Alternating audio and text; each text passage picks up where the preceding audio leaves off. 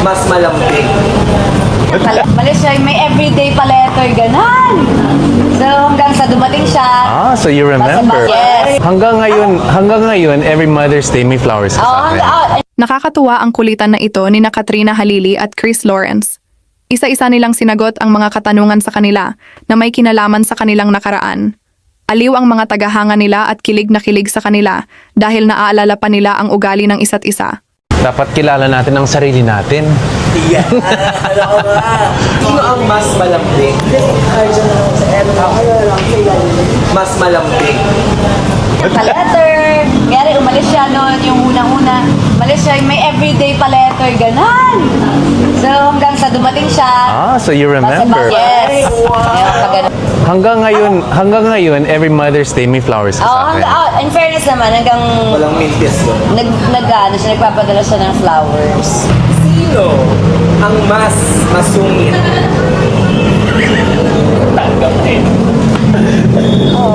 Dalawang kamay. Malit ako ito lang.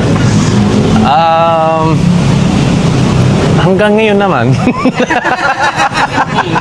Yes. She has her days. She has her.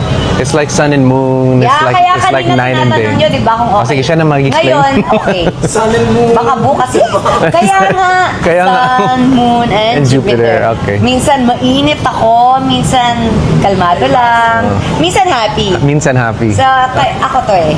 Character ko lahat lang to. tayo. Dito na lang tayo lagi. Okay, next. Medyo related to. Sino ang mas sumpungin? Toyoin.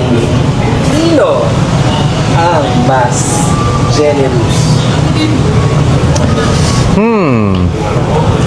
Oh. Oh, wala ma... Ano? I know I'm generous. I know that.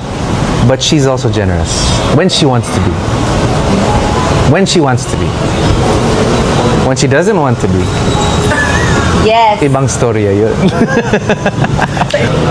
Sino ang mas favorite ni Katie?